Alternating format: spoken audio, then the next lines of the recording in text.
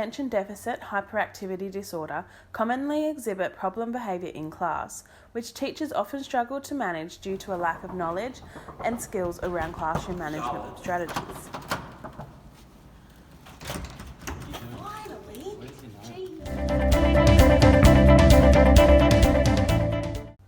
Charlotte is a Year 9 student with ADHD who consistently causes classroom disruptions, is quick to anger and rarely follows instructions, leading to incomplete classwork. Charlotte spends a lot of her class time outside of the room or arguing with her teachers, causing hers and her peers learning to suffer.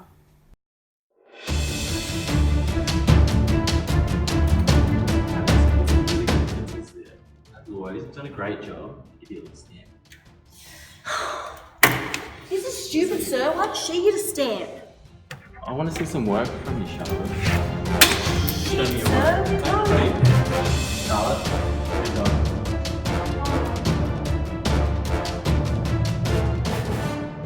On the playground, Charlotte acts similarly, but with less consequence, as during lunch and recess, it's more acceptable for children to be loud and rambunctious. While having less consequence, Charlotte may throw objects at fellow peers in what could be fun-spirited or spiteful, and it is often difficult for teachers to constantly keep an eye on her to stop these issues. Here, Charlotte's inability to follow teacher instructions is having a very negative effect on her other peers. Charlotte's teacher has become frustrated with the constant disruptions and is becoming worried about Charlotte's and the rest of the class's learning. Oh, hi, Mrs. Generic last name. This is Ryan Sainer from Generic High School. I'm Charlotte's teacher in science. I'm just calling in regards to her behaviour lately. It's just been a bit out of control. Yeah, again. She's just been acting up a little, not following my instructions. Yeah, she's just been showing a lot of aggression towards me as well. It's really concerning.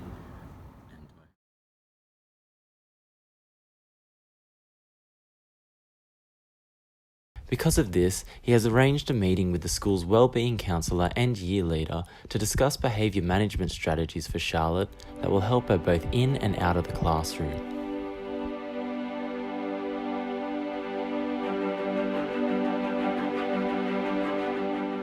Alright, thanks for meeting me here today. I just want to talk about Charlotte. In the science class, she's been showing a lot of poor behaviours like frustration and aggression towards me. She's been not following my instructions, really disruptive to a lot of the other students as well. I just think I need some help with dealing with that. Yeah. We've also noticed her having these behaviours in other classes and in other areas around the school, so just It's a growing thing. So we know Charlotte has ADHD, so these behaviours can be explained from that diagnosis. In terms of getting Charlotte the help that she needs and bringing her back to engagement in the classroom, how about we start looking at some strategies that could help her in the classroom and also in the school as a whole? Do you know with differentiated instruction, she might be able to follow along better and stay a bit more engaged with the topics. So we'll discuss that with the wider teaching staff. Teaching staff. Yeah, so that she's got some support in each of her classes. Do you have anything that you think might work for her? Well, in my class, I've been trialling this target card system. So you know how we have our school-wide bronze awards? Yeah. Well, I thought a means for her to achieve that award. We have our target card, and if she does a good lesson, she gets a stamp or a sticker. Yeah. She gets to 10, and she gets a bronze award. I think that's a good goal setting. Yeah, and it's really visual for her to see where she's progressing. So That's really in its cool. early stages, we're hoping that she picks up on that. Yeah, and then maybe in the future we could expand that to work in her other classes too. Yeah, absolutely. That sounds like a great idea. And then maybe in terms of her frustration and aggression, we also need to manage that. So we could potentially give her a timeout pass. This has worked quite well in other schools where students Charlotte appears to start the work but quickly loses focus and becomes distracted by things irrelevant to the content being taught. When questioned about the work or prompted to stay on task, she becomes defensive or agitated. A strategy to assist Charlotte with task completion is to provide her with differentiated tasks where the activity is broken into more manageable sections. This should make classwork seem less overwhelming and give her a better chance of completing the set tasks. In children and adolescents with an attention deficit, the working memory functionality is lower than that of children who do not suffer from a neurological disorder. So expecting a child or young person to have the same functionality as a person who does not have ADHD is unreasonable. The AITSL Professional Standards for Teachers requires teachers to know their students and how they learn, to differentiate teaching to meet the specific learning needs of students across a full range of abilities, and to know the content and how to teach it. Charlotte has been consistently having academic issues regarding task completion.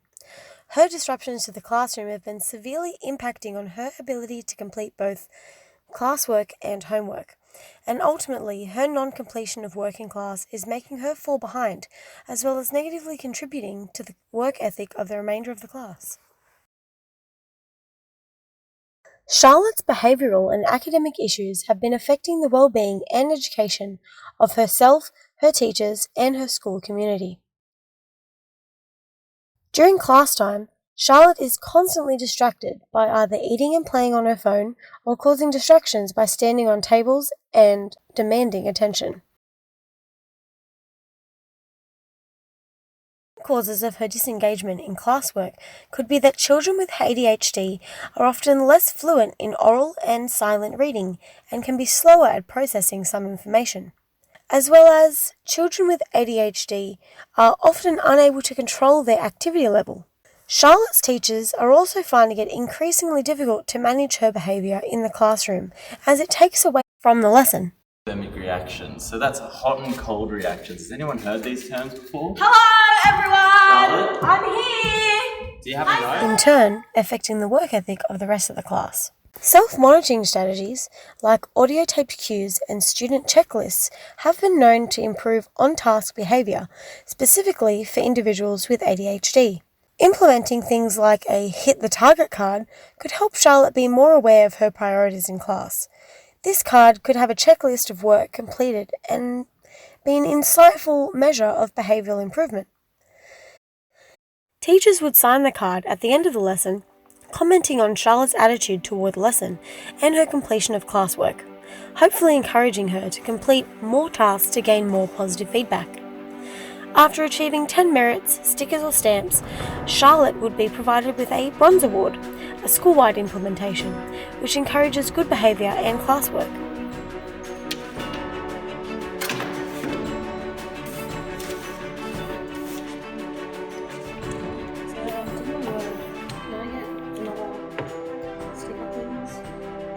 Very good.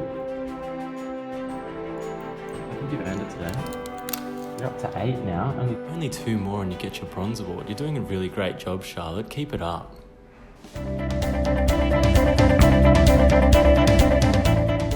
Prevention rather than intervention is ideal in classroom behaviour management, and teachers often feel more rewarded when their students are safe, happy and learning well. Therefore, it is important for teachers to know their students and how they learn. Being aware of students' body language is an effective way teachers can judge their students' current emotional status and prevent imminent emotional outbursts or other disruptions before they occur.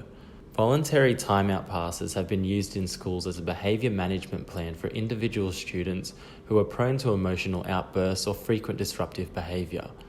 Students with a pass are given the opportunity to develop their self-awareness and emotional intelligence, as they are encouraged to request a timeout from the classroom when they feel themselves becoming aggravated or unsettled.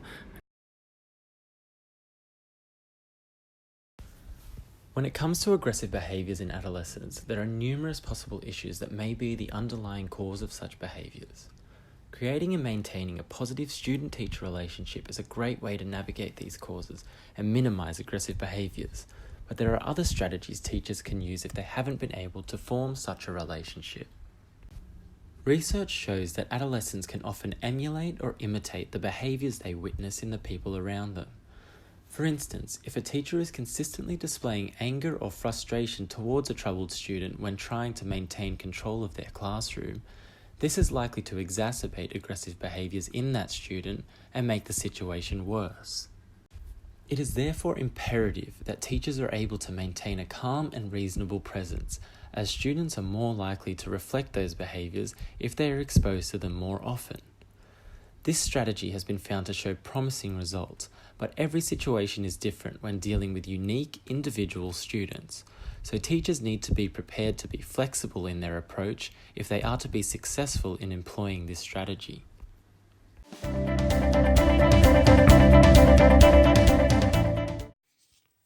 School-wide positive behaviour support is a whole school approach to managing difficult behaviours, and the implementation of such a system requires training and coordination. However, when implemented effectively, can go further in ensuring the success and well-being of all students and teachers in the school.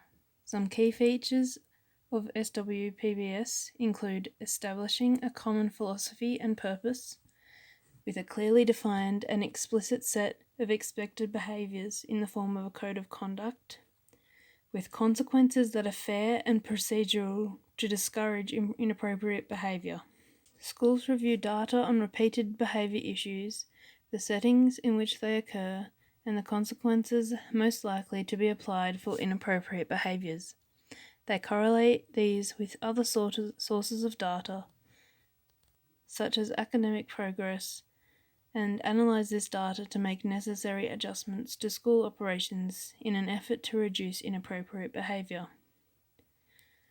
Schools will then establish systems to support staff to adopt evidence-based instructional practices associated with reductions in inappropriate behaviour.